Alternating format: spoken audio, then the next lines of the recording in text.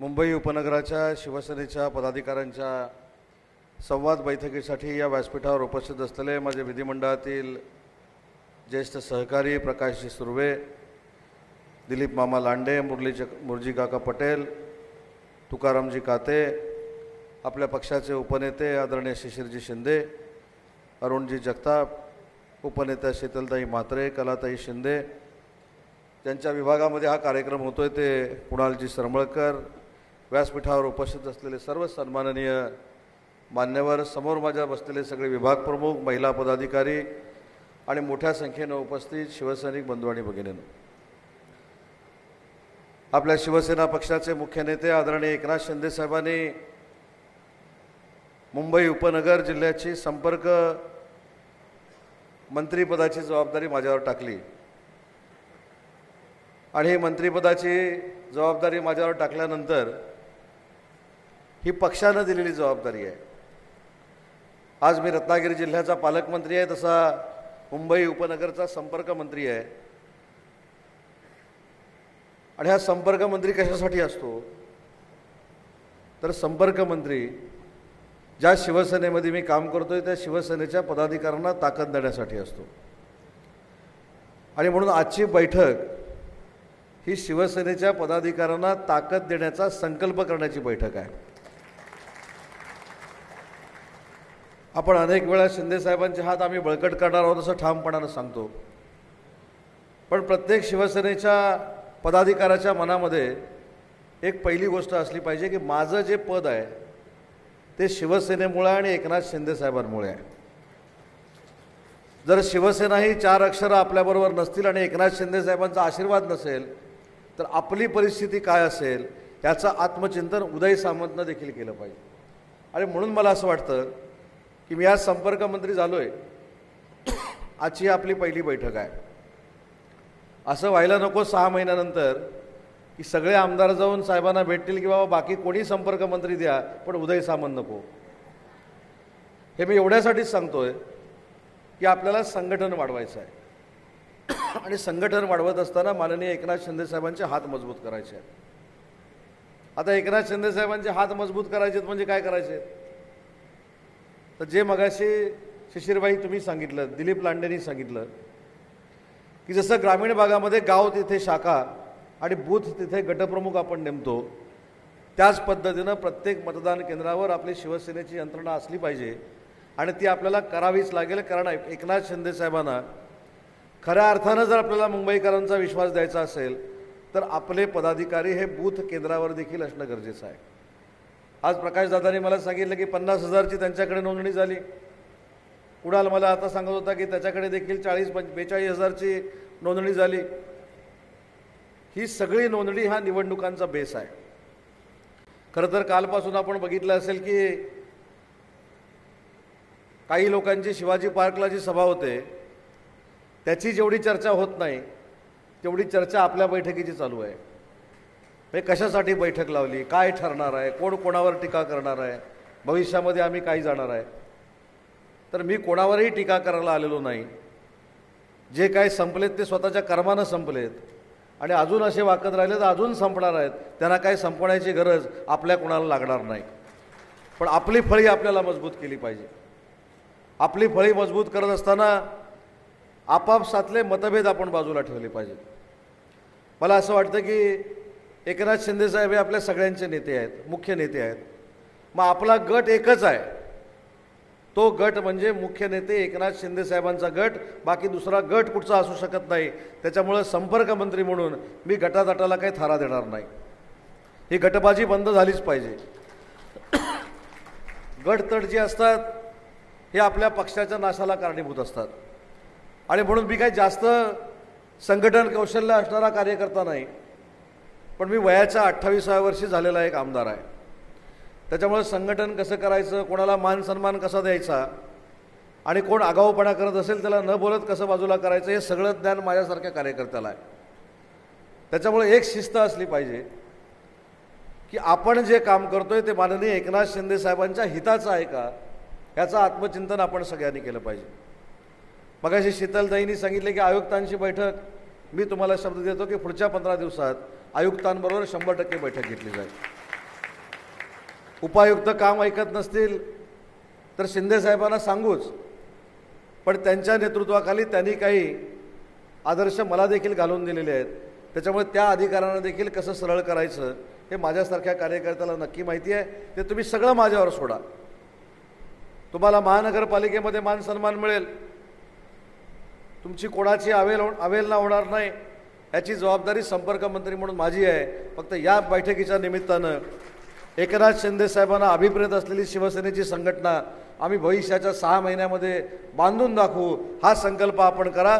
बाकी सगळी प्रशासकीय बाब माझ्यावर तुम्ही सोडा. व आपलं एवढं नेतृत्व मोठं आहे.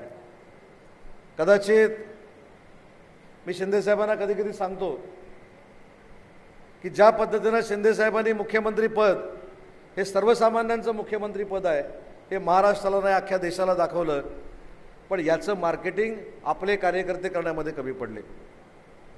आजही उपमुख्यमंत्री झाल्यानंतर साहेब 2-2, 3-3 वाजेपर्यंत काम करतात, सर्वसामान्य लोकांना भेटतात, तरुणींचे प्रश्न सोडवतात, वयस्क मंडळींचे प्रश्न सोडवतात.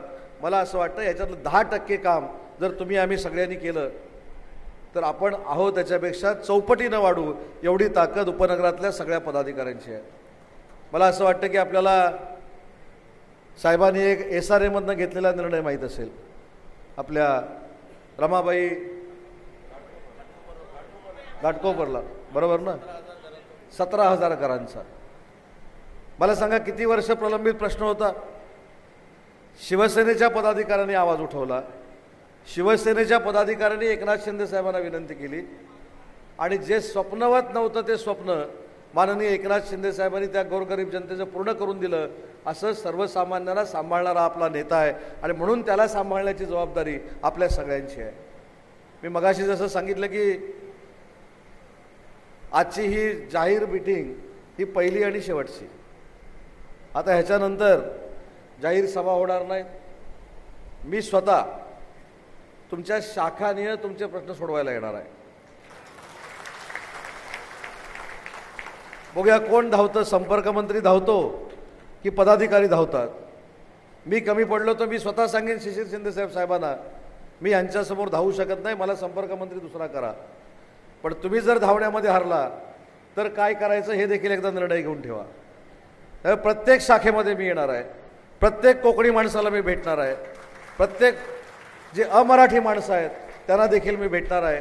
आज आपल्याला एक महत्त्वाची गोष्ट सांगतो. आज मुर्जी काका पटेल इथे व्यासपीठावर आहेत.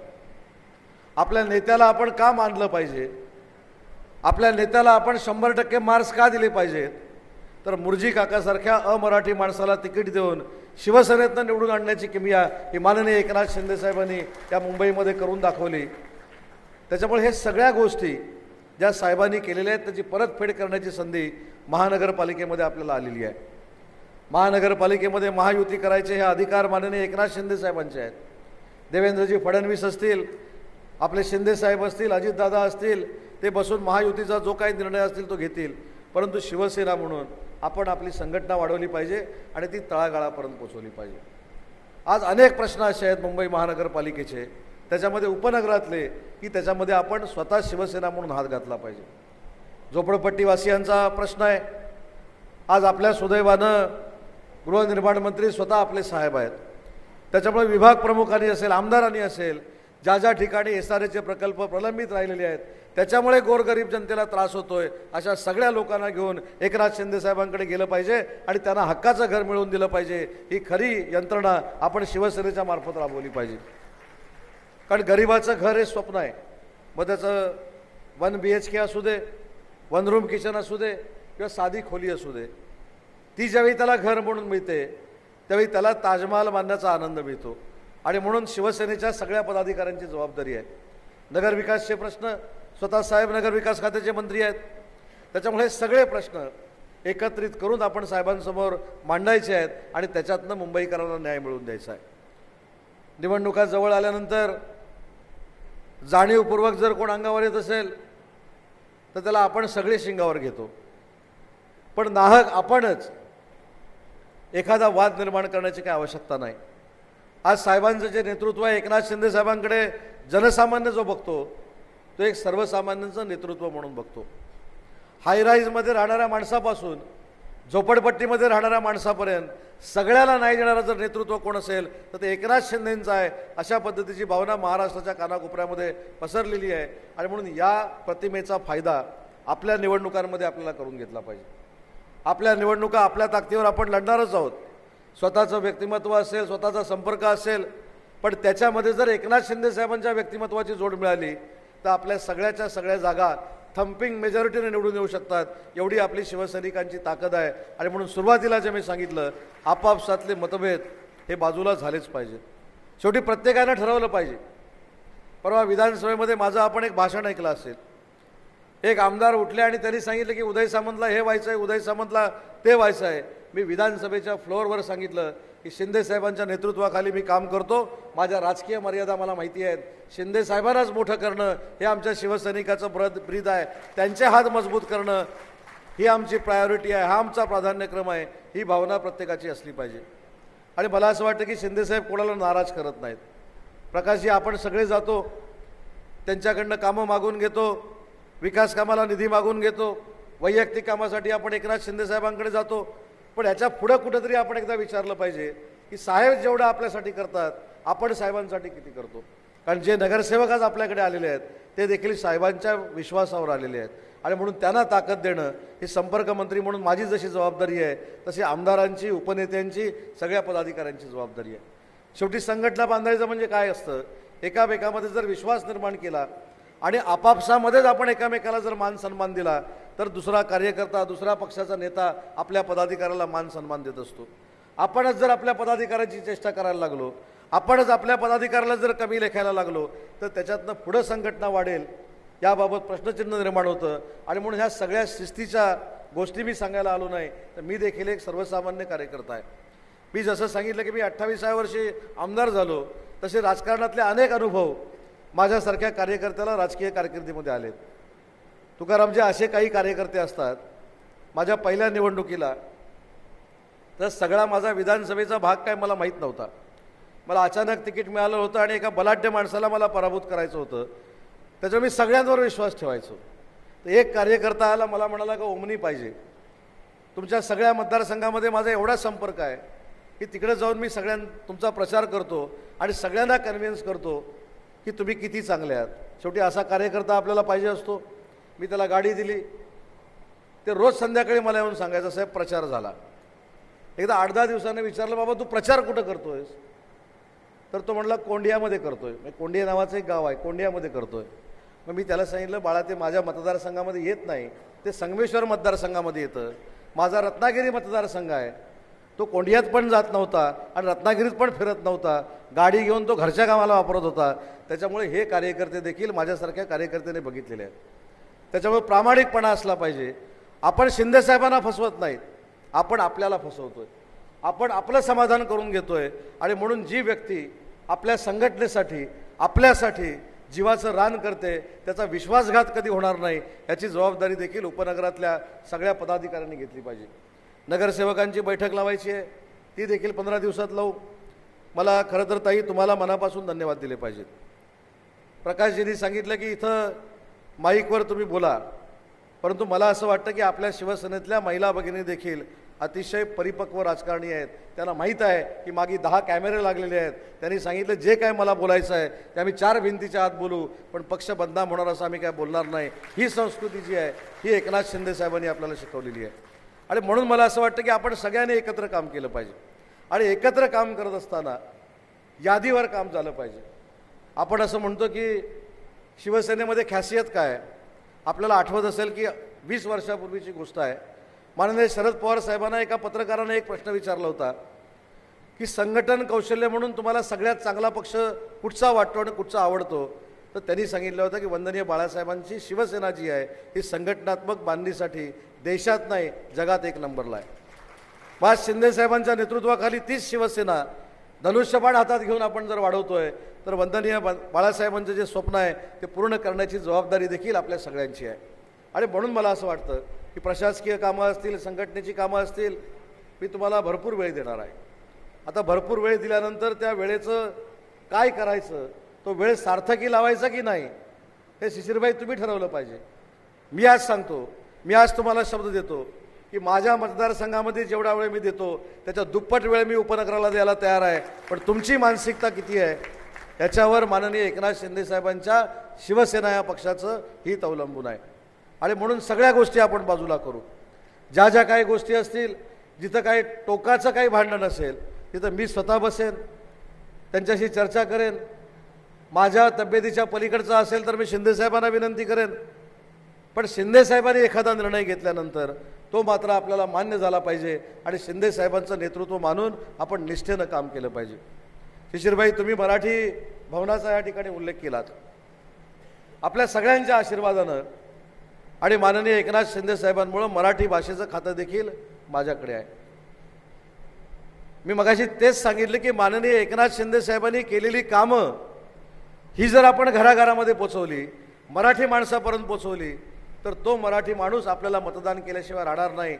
मी 2013ला मराठी भाषेचा राज्यमंत्री होतो. त्यावेळी 11 कोटी रुपयाचं मराठी भवन बांधायचा आम्ही निर्णय घेतला होता. त्याच्यानंतर ते 12 वर्ष झालं नाही. त्याच्यानंतर बघा, नियतीच्या मनात जे होतं असतं तेच होतं. माननीय एकनाथ शिंदे साहेब मुख्यमंत्री झाले आणि एकनाथ शिंदे साहेबांनी कॅबिनेटमध्ये सांगितलं की मला मराठी भाषा भवन जे बांधायचं आहे ते आंतरराष्ट्रीय दर्जाचं बांधायचं आहे आणि देशातलं सगळ्यात मराठी भवन 100 कोटी रुपये खर्च करून जर कुठं होत असेल तर ते मुंबईमध्ये बांधण्याचा निर्णय माननीय एकनाथ शिंदे साहेबांनी मागच्या वर्षीच घेतलेला आहे. पण हे किती लोकांनी, पदाधिकाऱ्यांनी याचा अभ्यास केला, किती पदाधिकाऱ्यांनी ते लोकांपर्यंत नेऊन पोचवलं. आज आपण मराठी भाषेवर बोलत असताना मी तर मगाशी देखील शिर्डीमध्ये एका कार्यक्रमामध्ये सांगितलं, जो वारकऱ्यांचा कार्यक्रम होता, मला कधीही कमीपणा वाटला नाही. परदेशामध्ये गेल्यानंतर साहेबांनी मला उद्योगमंत्री केलं. 2 वेळा स्वतः मला डावोसला घेऊन गेले. यावेळी मी देवेंद्रजींबरोबर गेलो, पण मला असं कधीही वाटलं नाही की मराठी भाषा बोलल्यामुळं माझी प्रतिमा कुठं खाली होते. उलट मराठी भाषा मराठी बोलतच 15,70,000 कोटीचे MOU आम्ही दावोसमध्ये केले आणि 15,70,000 कोटीची गुंतवणूक मराठी बोलतच महाराष्ट्रामध्ये आणली. त्याच्यामुळं मराठी भाषा ही सगळ्यात पवित्र भाषा आहे आणि जगातली मोठी भाषा आहे. त्याची सेवा करण्याची संधी देखील एकनाथ शिंदे साहेबांनी माझ्यासारख्या कार्यकर्त्याला दिली. अनेक साहेबांनी निर्णय घेतलेत. आपल्याला माहीत नसेल, काश्मीरला जाऊन कुठच्याही देशातल्या नेत्याचं धाडस झालं नाही. काश्मीरला जाऊन छत्रपती शिवाजी महाराजांचा पुतळा लावणारे देशातला पहिला जर नेता कोण असेल तर ते एकनाथ शिंदे साहेब आहेत, हे देखील आपल्याला माहिती असलं पाहिजे. काश्मीरमध्ये आज आपण महाराष्ट्रामध्ये मराठी भवन उभारण्याची संकल्पना आखतोय, पण काश्मीरमध्ये मराठी भवन बांधणारे पहिले देशातले मुख्यमंत्री कोण असतील तर ते देखील एकनाथ शिंदे साहेब आहेत. आज काश्मीरमध्ये मराठी भवन आपण उभं करणार आहोत. उत्तर प्रदेशमध्ये आपण आपल्या लोकांसाठी मराठी भवन उभं करतोय. त्याच्यामुळे आपल्या नेत्यानं या देशपातळीवर काय काम केलंय हे खरंच कदाचित आपल्याला कमी माहिती असेल. आणि म्हणून माझी तर विनंती आहे, शिशिरजी, कार्यकर्त्यांची प्रशिक्षण शिबिरं देखील झाली पाहिजे. कदाचित समोरचे टीका करतील, समोरचे अजून काय करतील, त्यांना टीकेशिवाय दुसरं काहीच राहिलं नाही. पण तुम्हाला अजून 2 दिवसानंतरची एक गोष्ट सांगतो. या 2 दिवसानंतर सलग 3 दिवस भाजपाचं पुण्यामध्ये मुक्कामाचं 3 दिवस शिबिर आहे आणि त्याला मुख्यमंत्र्यांपासून मंत्र्यांपासून सगळे उपस्थित राहणार आहेत.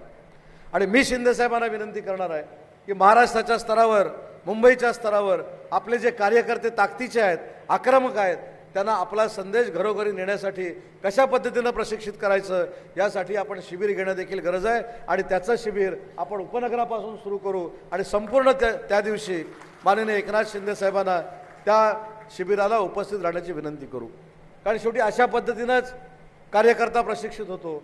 आणि कार्यकर्ता प्रशिक्षित होत असताना तो जर अभ्यासू असेल आणि त्यानं अभ्यासू आपलं मत मांडलं तर समोरचा देखील त्याच्याबरोबर भांडायला घाबरतो.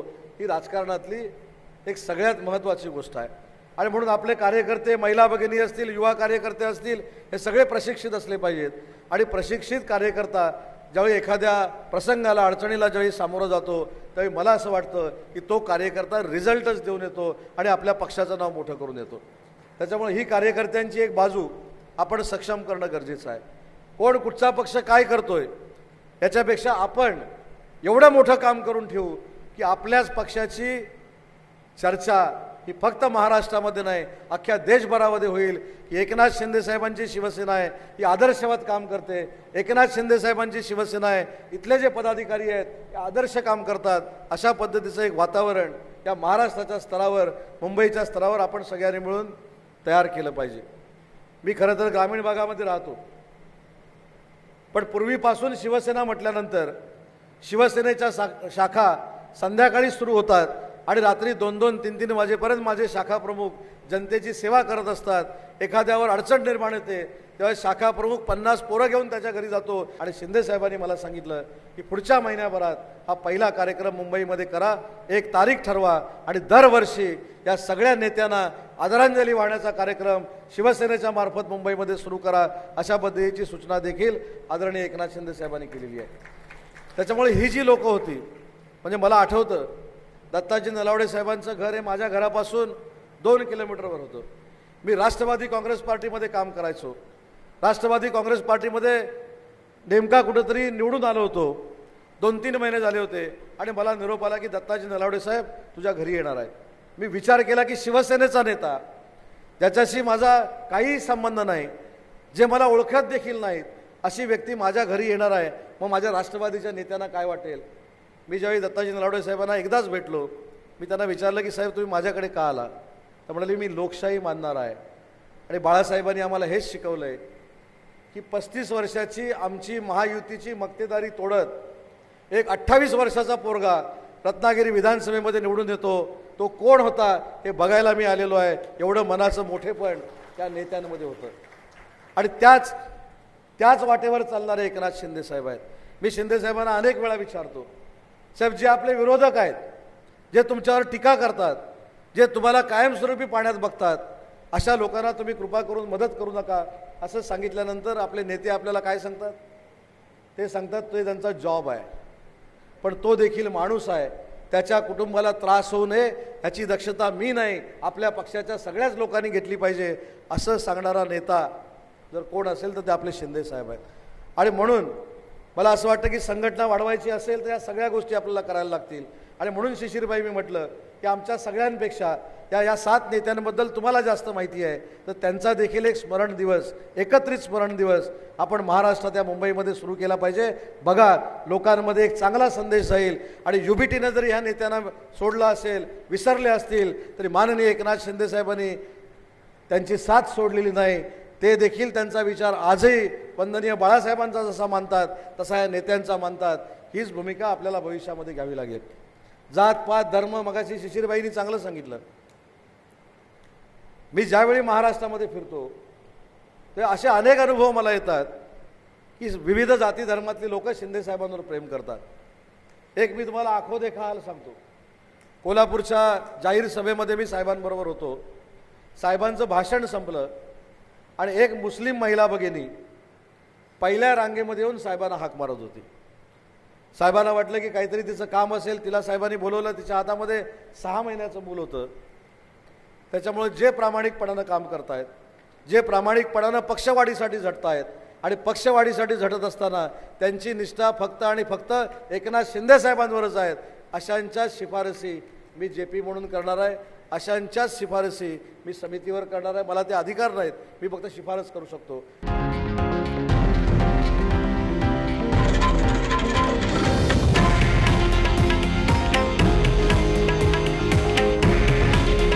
हे आहे देशातील नंबर 1 न्यूज नेटवर्क आणि आपण पाहत आहात TV9 मराठी. काळजी तुमची, हित महाराष्ट्राचं.